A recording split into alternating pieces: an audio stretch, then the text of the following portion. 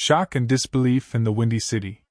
The Chicago Bears are tearing it all down and rebuilding on the fly, and we are witnessing a franchise-altering shift right before our eyes. After the bombshell DJ Moore trade and the cut of Tremaine Edmunds, the front office isn't just sitting back. They are aggressive, they are calculating, and they are completely changing the identity of this roster. Please support the channel right now. Hit that like button, share this with every Bears fan you know, and subscribe so you never miss a second of this off-season madness. We are officially on the clock, and the tension is through the roof. The NFL landscape is shifting, and Ryan Poles is out here playing chess while everyone else is playing checkers. We entered this week needing to clear massive cap space, and boy, did we do it. Trading away a weapon like DJ Moore to Buffalo for a second-round pick was a tough pill to swallow, but it cleared $16 million. Cutting Tremaine Edmunds. Another $15 million saved. Suddenly, the Bears have over $40 million in cap space and the draft capital to rebuild this thing from the ground up. Does moving back in the first round make sense for a team in need of elite talent? Or is Ryan Poles playing a dangerous game with the future of this franchise?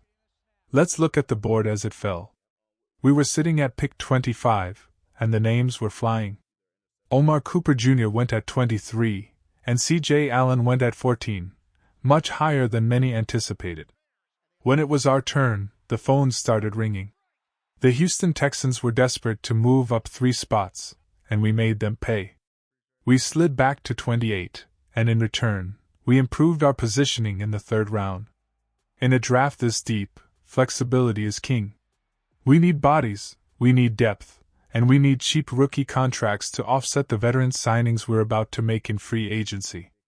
With the 28th pick, we secured the anchor of the future, Caden McDonald. Look, I know the stats aren't flashy. His pass rush win rate is only around 4%, and some fans want a guy who's going to put up 10 sacks a year from the interior. But you have to watch the tape. McDonald is a 91 grade run stuffer. He is a mountain in the middle that frees up Montez Sweat to do what he does best. Think of him as the next Jordan Davis, a high-floor beast who transforms a defense by making it impossible for teams to run the ball. If you can't stop the run in the NFC North, you're dead on arrival. McDonald fixes that problem on day 1. Now we jumped into a wild stretch where we held 3 of the next 13 picks. This is where the draft was won.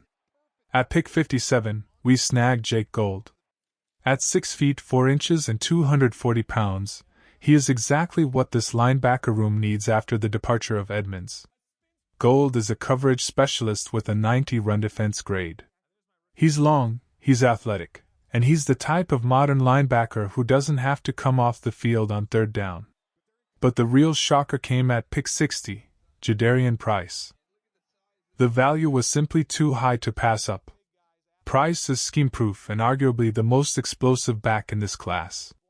Question of the day: if the Bears land a talent like Jadarian Price at 60, does that officially make DeAndre Swift expendable? Or can this team survive with a two-headed monster in the backfield? Comment your thoughts below, because this is going to spark a massive debate. Following up that offensive splash, we went back to the secondary at pick 69 with Kamari Ramsey. Let's be real, the Bears' safety room is a ghost town right now with no one under contract. Ramsey brings a high football IQ and a solid coverage grade. He's the kind of player who can start week 1 and not look out of place. As we hit the later rounds, the strategy shifted toward finding diamonds in the rough. We pulled off another trade, sliding down 24 spots in the 4th round with Tampa Bay to pick up an extra early 6th rounder. At pick 153, we took a flyer on Eric Rivers. This kid is a blazer.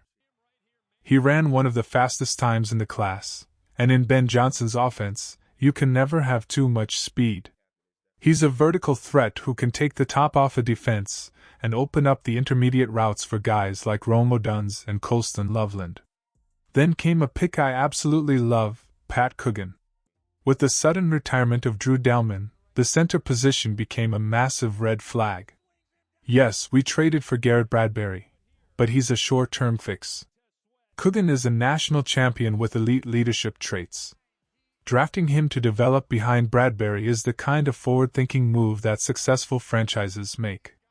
He's a set it and forget it player who could be the heartbeat of this offensive line for the next decade. To wrap up this mock draft marathon, we looked at the edge and the quarterback room.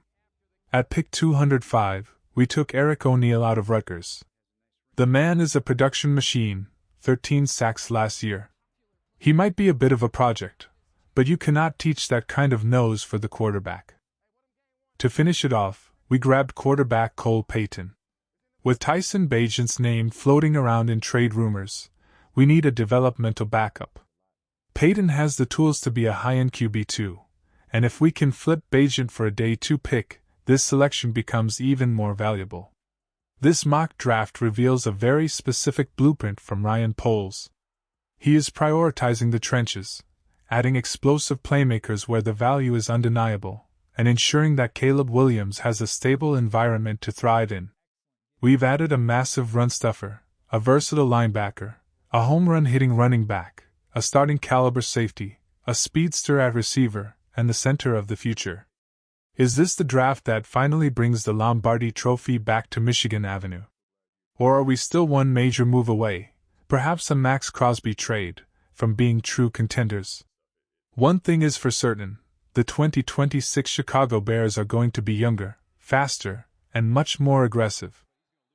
The legal tampering period starts tomorrow, and the office is going to be buzzing. This is the most important off-season in recent Bears history, and the foundation was just laid right here. I want to know your grades for this haul. Are you an A for the McDonald pick, or a D because we didn't go offensive tackle early? Be honest in the comments. We're going to be live all day Monday for the start of free agency, and you do not want to miss the chaos that's about to unfold. Bear down, Chicago. The future is bright, and the draft board is officially set. We will see you guys in the next one.